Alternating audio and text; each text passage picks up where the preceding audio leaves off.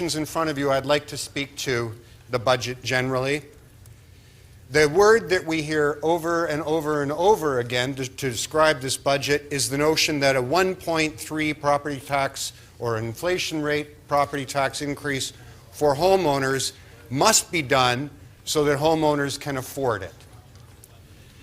There is profound misunderstanding of the role of government in that assertion.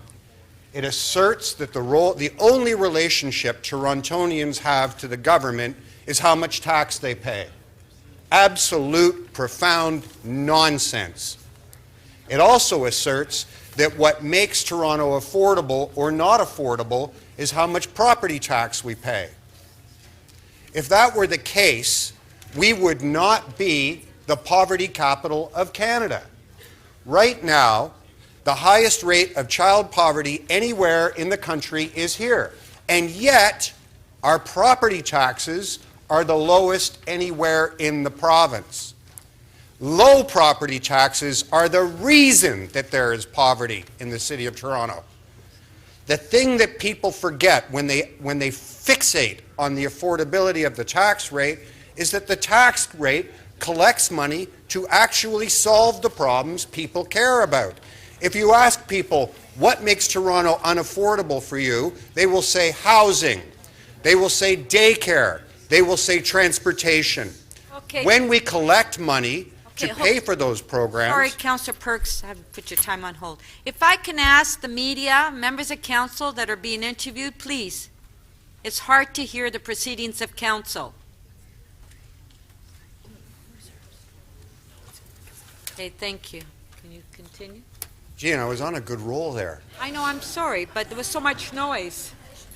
The essential thing to remember is that the way we make the city affordable in terms of housing, in terms of transportation, in terms of daycare, is to collect money from society at large and invest it in those places that make and provide relief to people who really are struggling to afford the City of Toronto. It is not the average property taxpayer who owns a home who is right now thinking, I can't afford to live in the City of Toronto because my taxes are too high. It is low-income people and people looking for childcare or people who have to travel great distances every day and can't get there by public transit who are thinking of moving out of Toronto. The city that I grew up in 40, 50 years ago was broadly affordable. It was affordable to people with low incomes, middle incomes, and high incomes.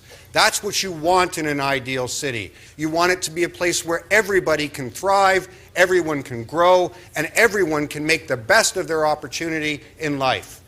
If we continue to only think that the affordability of Toronto is tied to its tax rate, we abandon that past and move to a future where only the wealthy can afford to live in Toronto. Thank you. Please, no applause.